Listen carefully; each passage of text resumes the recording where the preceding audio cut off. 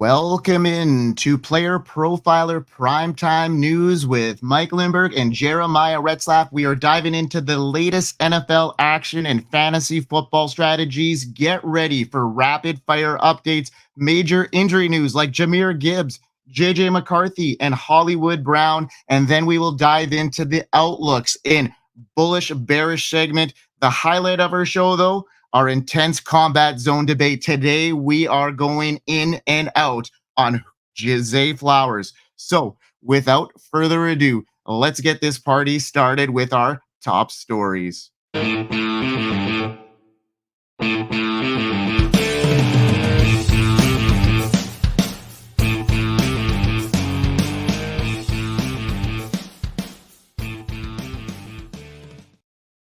So we're hearing Jahmyr Gibbs here, re-aggravating his hamstring injury. Apparently that happened way back in May. How long do you think the Lions will be without, Jahmyr Gibbs? Is he going to be missing some time here? What's the severity of this injury? What's early reports say here, Jeremiah?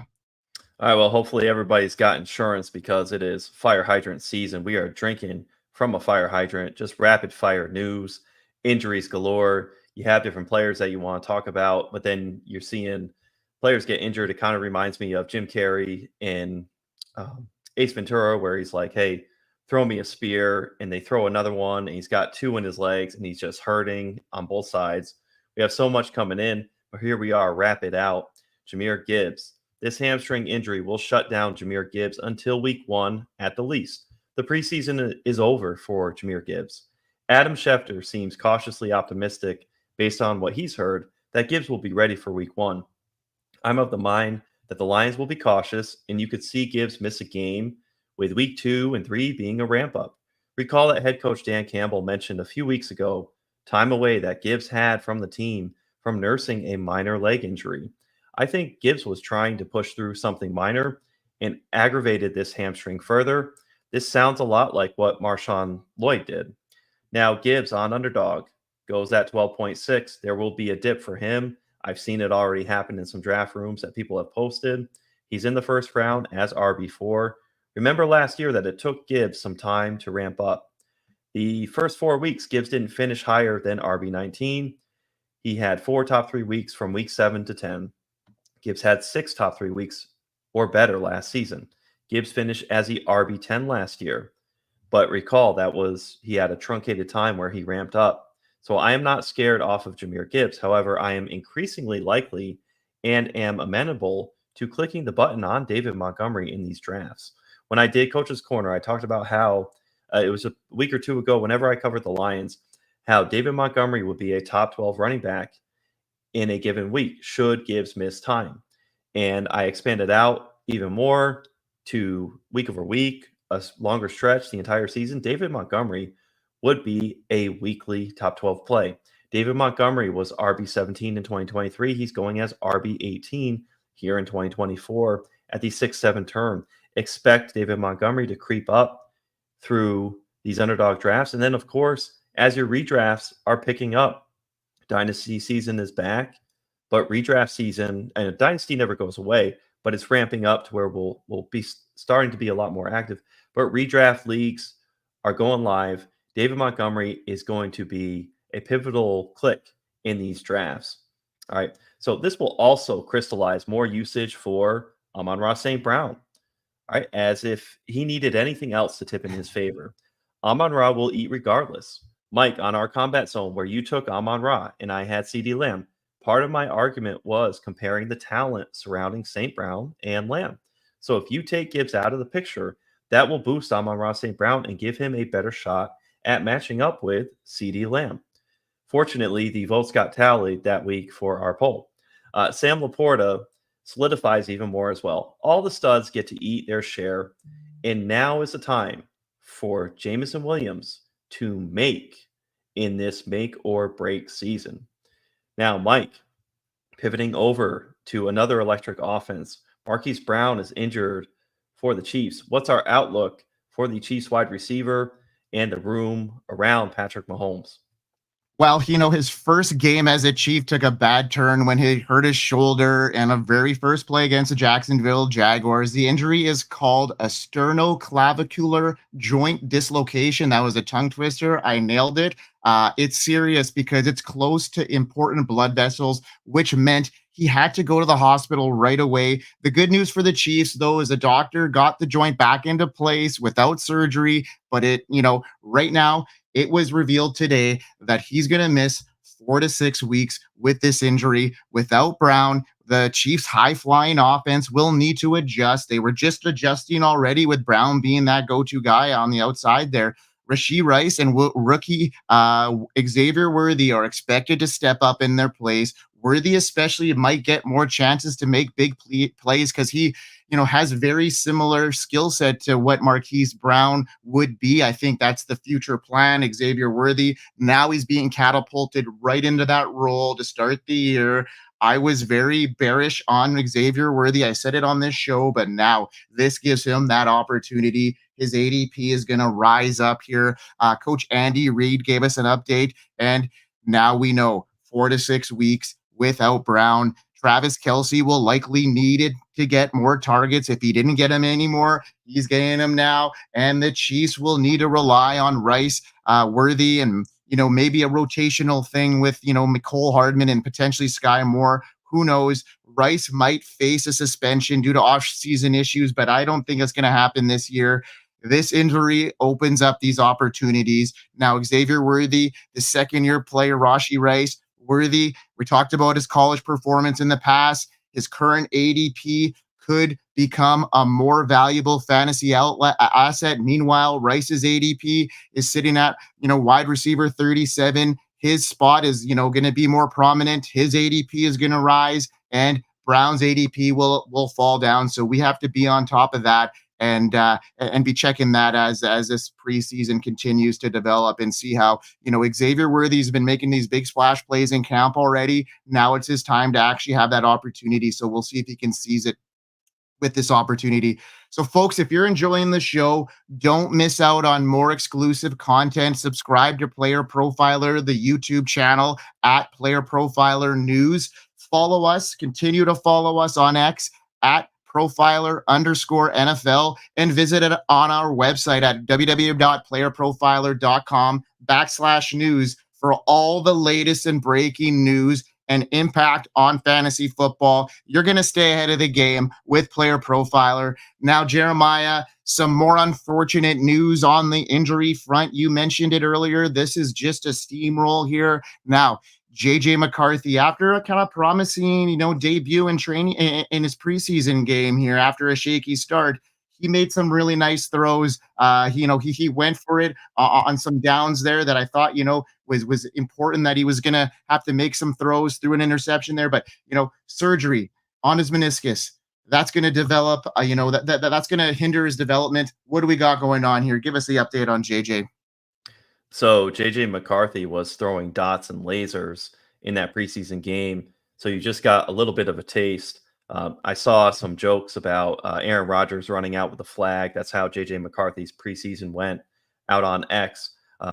It may not be all for naught. And of course, J.J. McCarthy has his entire career ahead of him.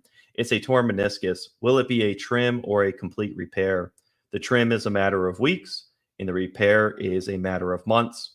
When you sum it up in a simplistic manner, the Vikings' bye week is week 6. Prior to the injury, it was a matter of, do we think J.J. McCarthy starts after the week 6 bye? That was just from a play standpoint. Add this injury, and it could be a lost season for J.J. McCarthy. J.J. McCarthy tweeted today, "Love you, Viking Nation. I'll be back in no time. Amor fati," which means love of one's fate. Remember that no time to a player and no time to us as fantasy managers are entirely different. J.J. McCarthy is in Minnesota for the long haul. Expect the Vikings to be cautious. What would be their motivation to push J.J. McCarthy further than he should? He's their franchise quarterback, their investment. This is a season where the over-under win total has been set on the books. You either find 6.5 or 7.5 wins. The bar is low for the Vikings in a rebuild year. It was already looking like Sam Darnold would be the early season QB and give J.J. McCarthy time to grow. If there is any wiggle room in Superflex Dynasty leagues, go ahead and acquire J.J. McCarthy. But just know that this season could be precarious. This doesn't change how we draft our Vikings. Rather, it just eliminates clicking J.J. McCarthy in best ball drafts late in and then swap for Sam Darnold. Or if you were already selecting Sam Darnold, you're clicking him even more. Give me Justin Jefferson at the wide receiver 4 spot. Jordan Addison when he falls 10 plus spots in ADP on underdog past the 8th round. Give me all the TJ Hawkinson as tight end 16 in round 12. And when he falls 10, 15, 20 spots in ADP, backstopped with a stud tight end. A la, you start off your best ball drafts with Sam Laporta, Travis Kelce, Dalton Kincaid, Mark Andrews, Kyle Pitts, George Kittle, Evan Ingram, Brock Bowers. And then you can lay in, to me, it'll be a tight end cheat code with TJ Hawkinson, myself and Bradley Stalder. He's our highest exposed tight end on underdog. So shout out to Bradley Stalder. And that's a move that yours truly is making. So this doesn't affect the Vikings players as much as you think as far as the passing game. It's just a matter of were you clicking McCarthy or Sam Darnold? That's become much more crystal clear. I mentioned on my Bearish segment recently about Aaron Jones that I am out on both him and Ty Chandler. This offense will throw a ton, whether it's Sam Darnold or ends up being J.J. McCarthy. The Vikings weapons will get there in fantasy off quantity, not quality, and it will be through their passing game. The split backfield in Minnesota has me out on the Vikings backfield. So not too much has changed except at quarterback. Now, Mike, I spoke to it a little bit with Jahmyr Gibbs, his situation with the hamstring. Marshawn Lloyd's got a hamstring issue. How should we be approaching the Packers backfield? Do you have any interest in A.J. Dillon? And is Josh Jacobs a slam dunk at ADP? Well, I mean, this is unfortunate news. I mean, I got a lot of Marshawn Lloyd shares. I was high on him coming in here. I didn't even like that. I actually didn't mind the landing spot either. But this rookie running back has just been struggling to stay on the field this preseason. He started camp dealing with a hip injury and only recently returned to practice on July 30th. Things didn't improve much for the Packers this preseason, opening up against the Cleveland Browns, where Lloyd had to leave the game with a hamstring injury. Packers coach Matt LaFleur was clearly disappointed, noting that Lloyd only managed a few touches before going out. Although the hamstring injury isn't too serious, the Packers will be cautious. Make sure you're ready for the regular season here, folks. Now, right now, it looks like Lloyd, it will be okay for the season opener in early September, but, it hinders his development. We talk about this a lot.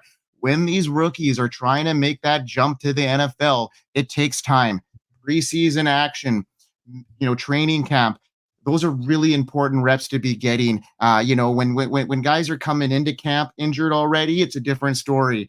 But when they get injured in camp, it really hinders their development. And this could put a little bit of, stoppage to the development of Marshawn Lloyd. As for A.J. Dillon, I'm not giving him too much go here. I know they brought in Josh Jacobs to really fill that role. But when Lloyd is healthy, he has impressive skills. He's a standout, 5'8", 220, great size. He ran a 4.46 at his size, so his metrics are great. His potential is there. But we're looking at the long run here, and obviously Josh Jacobs is in there right now. In dynasty leagues, though, Lloyd has seen upside, and I'm expert playing him as, a good situation here. And I'm not too worried about his long-term outlook, but right now it's going to really kill his ADP. It's gonna reflect that now. He's being ranked as RB52 in FFPC with the depth chart. His issues, injuries-wise, there's some safer bets in that range that I'm going to be taking instead of Marshawn Lloyd at this stage, knowing what is going on here. Josh Jacobs sitting at RB16. That right now could you see that bumping up? He was not 2 years removed from a top 3 RB finish, and he's ready to rock now if he could stay healthy for the year now with some openings here. Now we're moving on to Tyrone Tracy. We had some a huge scare today, actually. People thought it was a lot more severe. Thank goodness it wasn't. Fantasy gamers got a jolt of concern earlier today when he was clutching his right leg. in a punt drill at practice, non-contact. This is a promising rookie from Purdue who appeared in, significant pain after muffing a punt and was carted off in an air cast as well put on. So he was later spotted without it on. He returned to league activities with the team. So for fantasy football gamers, good a sigh of relief here. This also could also hinder his development as well in the earlier stages. These rookies need those reps, like I mentioned. Eric Gray looked great in the preseason game as well, so look for him to take on a bigger role now as well, especially if Tracy is out for an extended period of time now. Jeremiah, Well, I'm gonna hand it off to you. You got anything to add to that? Well, it's funny. It makes me think for Tyrone Tracy in the scene in 8 Mile where he's with all his friends and they almost have a run-in with the cops and they're stopped and they're pulled over and the coast clears for them. And every single one of them points to each other, all the friends. They're like, you were scared and you were scared. No, you were scared. That's how everybody felt in the fantasy industry. They were tilting. They were so scared who had high exposure to Tyrone Tracy. And then it's a sigh of relief that trouble has just been set aside for the time being. So good news there. A barrage of injuries. So you just start to say, all right, I'm just going to believe it and take it as it goes. We've had so many. And speaking of injuries, Hold on. I want to interrupt real quick. Sorry to interrupt you, but yeah. I'm going to shout out Johnny Tuma because he put out a video I think yesterday on hyping up Tyrone Tracy, and then like this morning he had to put out another video with this injury, and I think he aged a good 10 years from yesterday to today, from one video to the next, with how much exposure this man had with him on best ball. It's quite entertaining to see how that helped, and then how it, the pressure release valve went off when we got some good news today. So back to you, man. Sorry. Oh yeah, yep. And that whole arc of emotions is just it's encapsulated in how we go through that through so many different iterations of moves, waiver wire, all throughout the season. You just get these alerts and it just gets your heart racing. I was on a pod with, it was Best Ball Night School. We had Justin Herzig on the show, and Herzig talked about you just got to stay at a level 5. As much as this news may tilt us, you have to stay at a level 5, almost be dead inside, because all these things, see what it did to us today. It had us on tilt. And then, of course, there was the relief there. Now, if there was only a way for us to understand how could we predict some of these injuries, we have a message from the Podfather. Hey, you're in your fantasy draft and someone says, hey, that guy's injury prone. I don't want him. And you're like, I don't know. I don't think you can predict injuries. Well, guess what? Now you can. Injury proneness is real. At Player Profiler, we have the data on these players, and it's all in the Injury Finder app. Their injury track record back through time, exactly where they were injured, how severe it is. We look at the BMI data, and we crunch it all together, and we give you probabilities that a player will miss multiple games this NFL season, as well as the complete database of NFL injuries and the ability to compare two players and look at their injury track record. The Injury Finder is powerful, and it's only $5. If it's worth it to have that peace of mind when you're drafting, go get it. All right, so now, thank you, Podfather. Now for some non-injury related analysis, the stuff we love. Here is Bearish and Bullish. 0-1.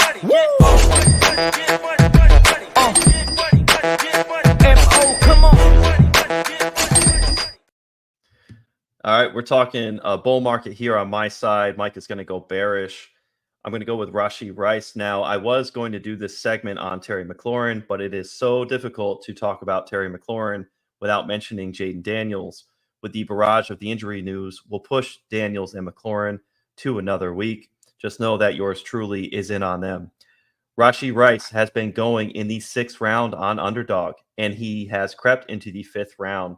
There was a time you could get Rice 3 to 4 rounds later due to the suspension fear. Factor in how Rice likely won't be suspended this season, and if he is, it will be short. Marquise Brown is hurt, and things are opening up very nicely for Rashod Rice, whose only true competition is rookie wideout from Texas speedster Xavier Worthy. Now, granted, Travis Kelce, I don't really put him as competition because his role is secured. It's Kelsey plus for the rest of the offense available to Rashod Rice here. Rice was 7th in red zone targets with 22 in 2023 at the wide receiver position. He was 3rd in YAC with 654 yards, 2nd in target accuracy. So Rice, like Travis Kelce, has the luxury of the best quarterback in the game throwing to him. Mike, you and I squared off in one of our ADP articles on Player Profiler where you had Patrick Mahomes and I had Jalen Hurts. When it comes to ball placement, Patrick Mahomes is as good as it gets. I'm bullish on Rashod Rice and see him pushing back to his ADP at the 2-3 turn this time next year. What do you got for me on bearish? Well, I'm just going to shout out all the live viewers, tuning in live on YouTube and Twitter and X or whatever we're calling it these days. But shout out to everybody, live viewers. We love you all. And I'm going to shout them out because I think I'm going to take a little bit of heat when I'm going to talk about my bearish player right now because, he's a fan favorite. I'm talking about, Sam Laporta and his rookie year. It was fantastic. He quickly became the favorite among fantasy gamers. However, making him the top tight end pick for 2024 makes it feel like a bit of a stretch for me, even though he posted impressive numbers last season, 86 catches, 889 yards, 10 touchdowns. Expecting him to match or exceed those stats might be asking too much. His ADP has shot up based on last year's hype, but the return on the investment might not be worth the risk around. Laporta set a high bar his rookie season. It'll be tough for him to maintain those 10 touchdowns. We know that touchdowns are not a sticky stat. So that is one that really catapulted him in, and he's going to have to gain a lot more targets. Yes, this Jahmyr Gibbs news does help that fact a little bit, but I still think that he is not going to exceed those expectations when we think about a couple guys around him at the tight end position that are, more exciting options for me at that position, like Trey McBride, Travis Kelce, and and Dalton Kincaid are all guys I have ahead of Laporta. Laporta's my tight end 4. And, yes, it could go either way, but you're putting a lot of draft capital in drafting him as your number 1 tight end. And that's why, folks, I'm off of Sam Laporta in 2024. He's just too rich for my blood. Defense now have more film on him, which could make it tougher for him to perform at the same level in the red zone. So expecting Laporta to have another crazy year might be a little bit optimistic. So I'm out on him this year. Jeremiah, what do you think on that? Am I being out of my realm here, or do you think this is I know we're both kind of high on him on other guys in that position based off of our Travis Kelce, Trey McBride battle. So is that still the case for you? I really see it now. Granted, if Jahmyr Gibbs is a little bit slower in recovery, there could be a more crystallized shape for this offense. But Sam Laporta, remember, he hit in a big way for us last year where we drafted him round 15 and on. And now people are benefiting from, you got him late in a startup and dynasty. You got Sam Laporta late in your redraft. You have Sam Laporta as your late round keeper.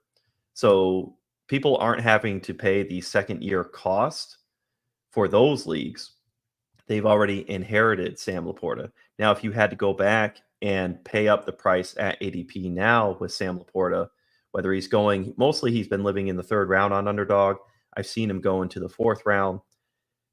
He's got to pay off at that spot versus replacement value of other players in that area. So I'm very much with you. It's not that Sam Laporta is just going to, take a huge dive. It's just that hitting that ADP is going to be so much tougher. They never ring the bell at the top is just a famous phrase as far as like Wall Street and markets. But with Sam Laporta, they're not going to ring the bell at the top. And I think to your point where you're bearish is that Sam Laporta won't hit that 3rd or 4th round ADP. It might be 5th, 6th, 7th into next year where he'll have a drop. So he's in that top tier at tight end. But to your point, you're bearish, especially at ADP where he's at. So I like where your head's at on that. Cool, man. Well, the world famous draft kit has transformed fantasy football draft prep by blending the ease of a magazine and the technical know-how of Player Profiler. It stands out. Team insights, player analysis, cheat sheets. Overall, this draft kit has it all. It's the new benchmark. Now prioritize your drafts. You're going to get dominant tools to make smart decisions in the upcoming weeks in redraft. So, folks, if you don't have it now, get on it. Jeremiah, get what's going on in Coach's Corner this week.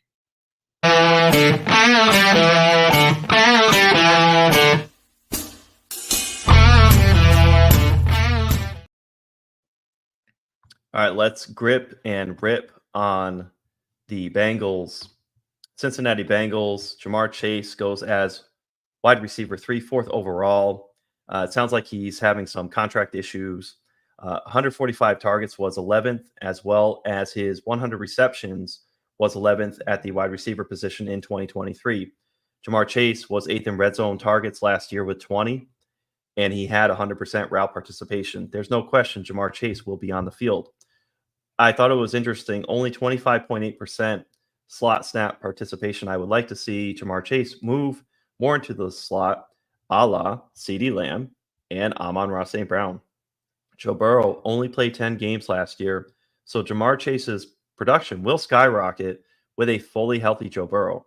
Consider Chase got his first 100 reception season while missing Joe Burrow for 6 games last year. Now let's go over to T. Higgins, wide receiver 28. He wants that contract going in the 4th round.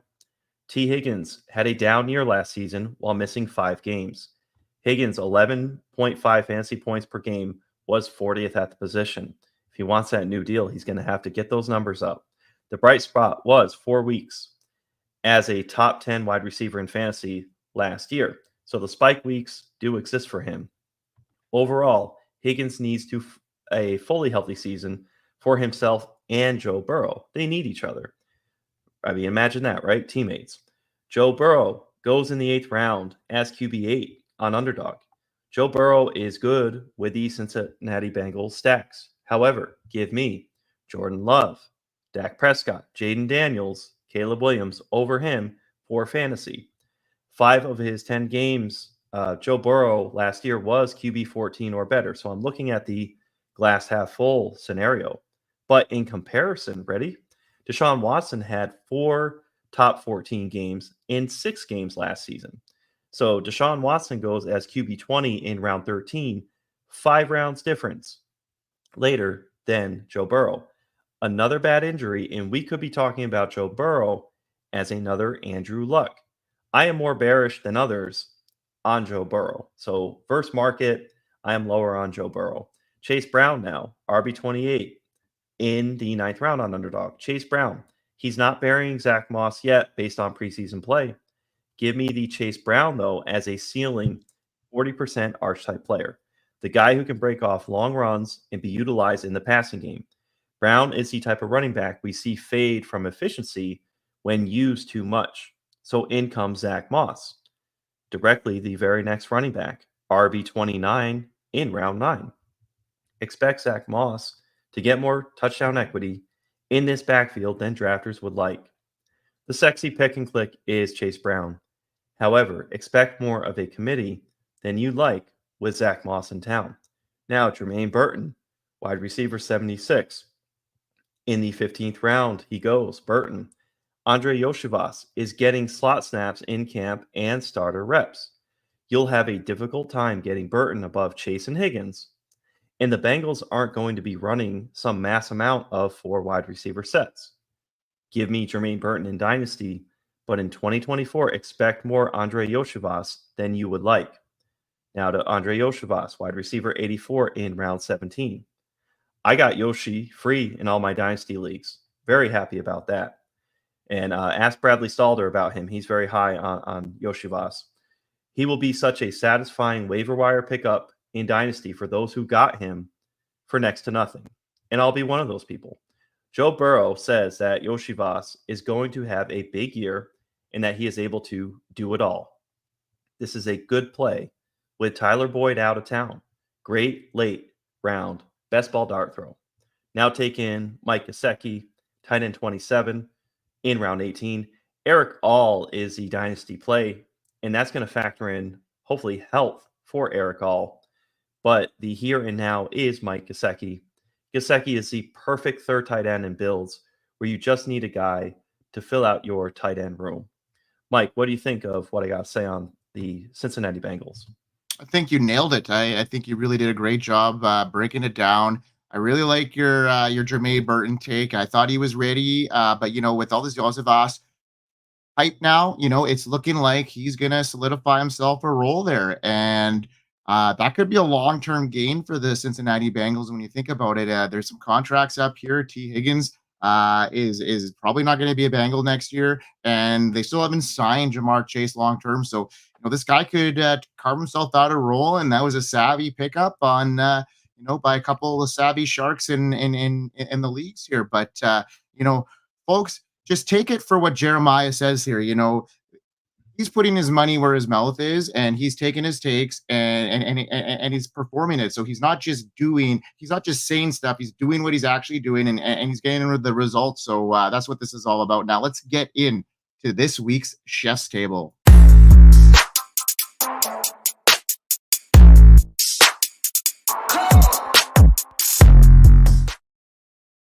Now, this is a tribute to my homeboy, Biggs, who's a diehard Las Vegas Raider fan. It pains me to talk about his team in a good light because I'm a Kansas City Chiefs fan, but here we are. So the Raiders had a pretty thrilling, 8-9 team last year, despite a rocky start where they, had a 3-5 record, and they were highly, criticized. Team meetings when, they were led by Josh McDaniels, but that is all in the past.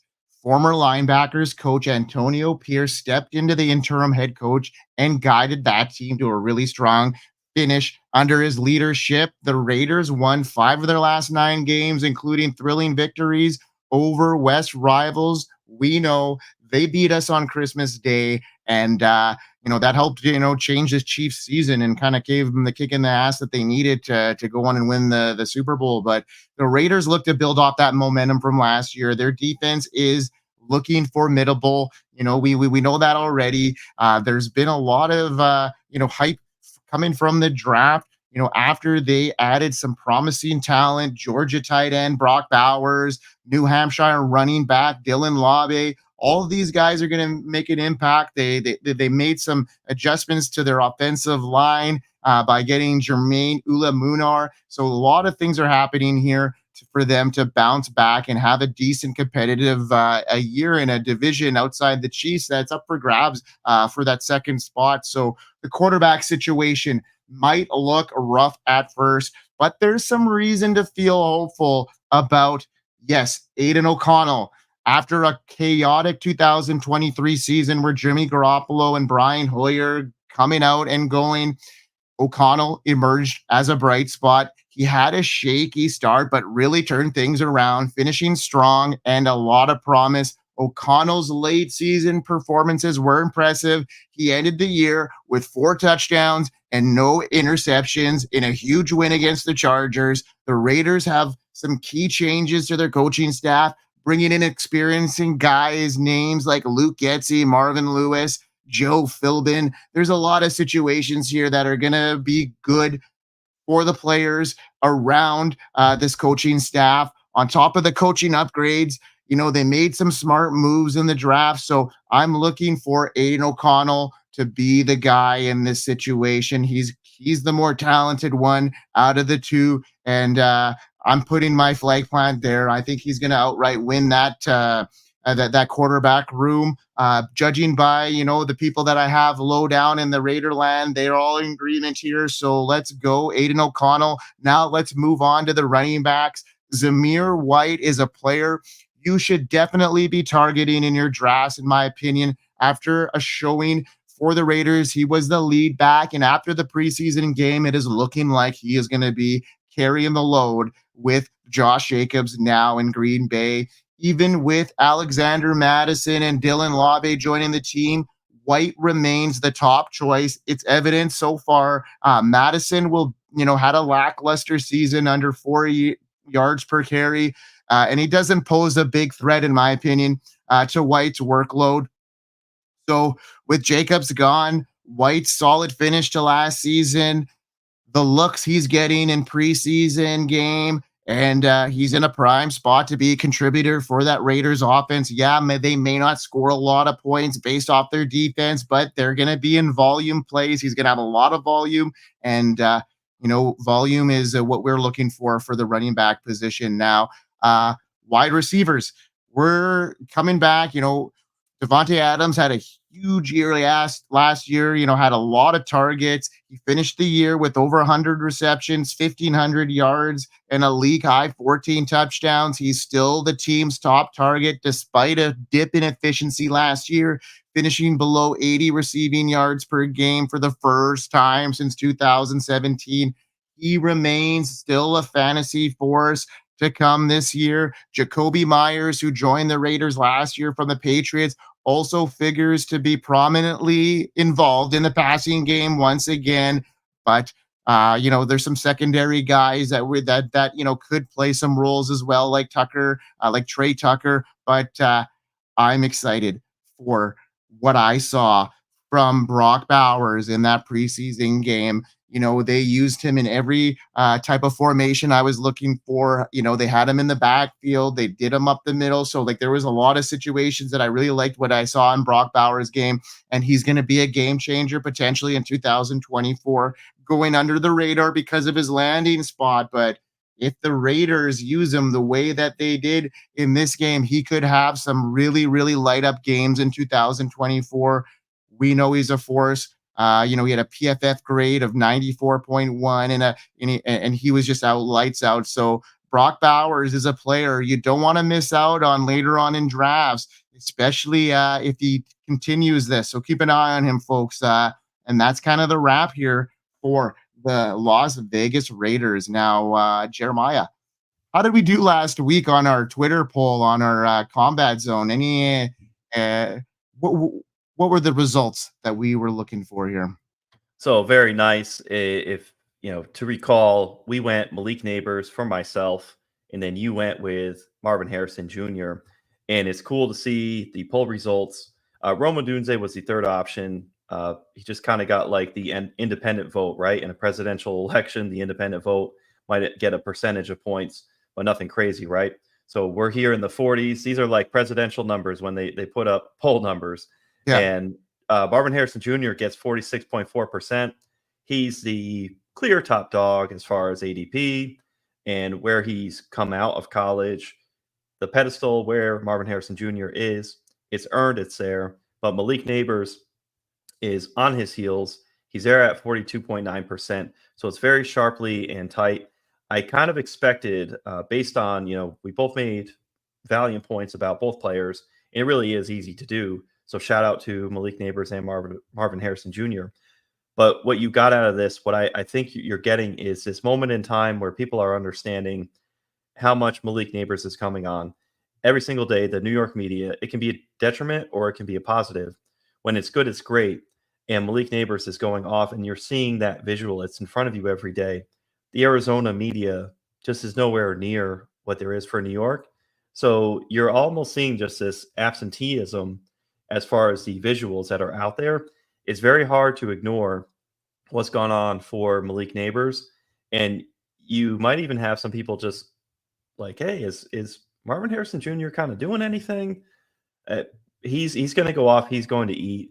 But I just really think this moment in time, this time next year, these players it's sharpening up. People are getting to the neck and neck nature of Neighbors and Marvin Harrison Jr. This time next year, I think they'll be neck and neck, closer to where Marvin Harrison Jr. is going in drafts this year. What do you think of that, Mike?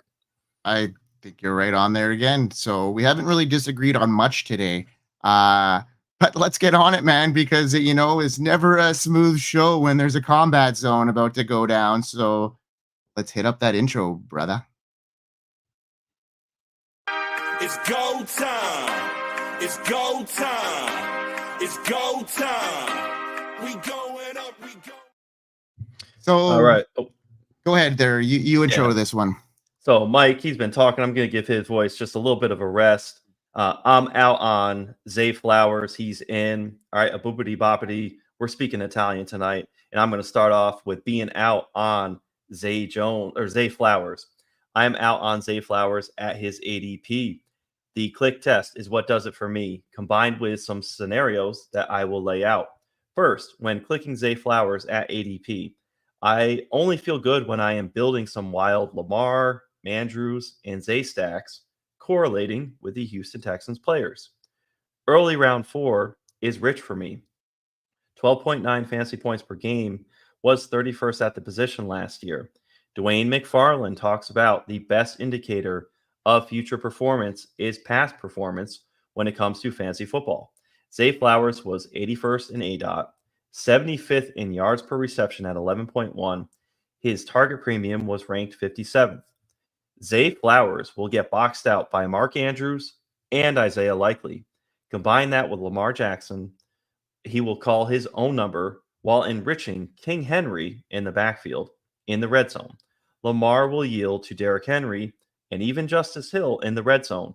And when he does throw, he'll be looking for the bigger targets in Mark Andrews and Isaiah Likely.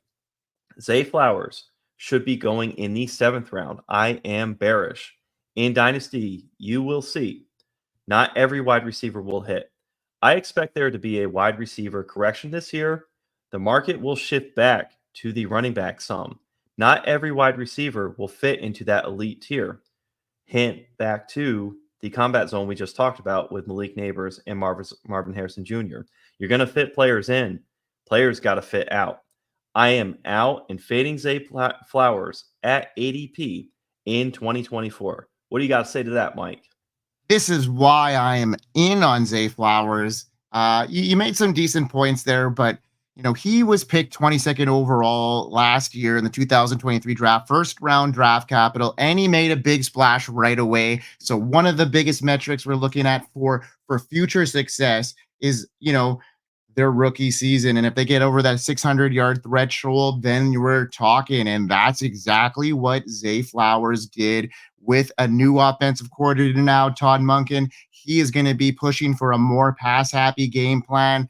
Flowers took full advantage. He led the team with 77 catches, 108 targets, and 858 yards and 5 touchdowns to go along with that.